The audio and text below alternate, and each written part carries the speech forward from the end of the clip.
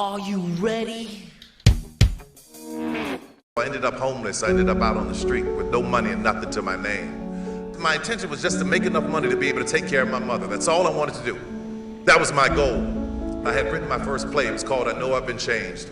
I put the show up, working, used car, bill collector, H&R Block tax return that wasn't quite right, but I got my money out of it. I thought 1,200 people would show up that weekend, but only 30 showed up.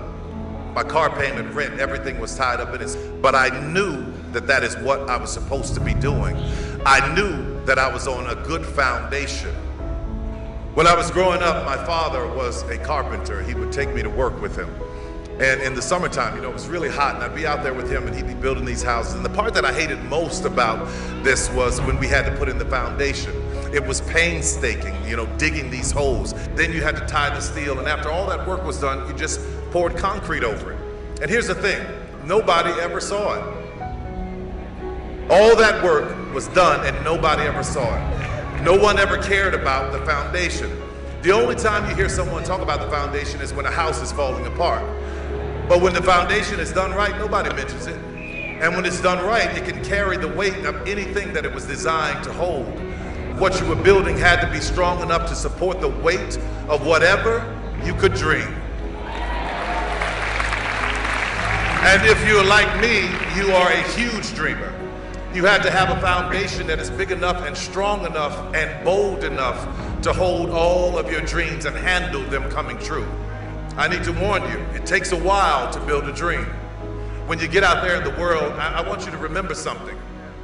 What's in the well will come up in the bucket. So today I want to challenge you to know your intention as to why you do what you do. And I promise you, if your intention is right, you will be successful. But let me warn you what will happen when you're successful, because I don't want you to get out there and get caught off guard. At first, you're going to be celebrated. But when your success surpasses what your peers expect of you, then you will become a target. So now that you have set your intention, now that you have your foundation, let's talk about how to stay on course when the attacks come.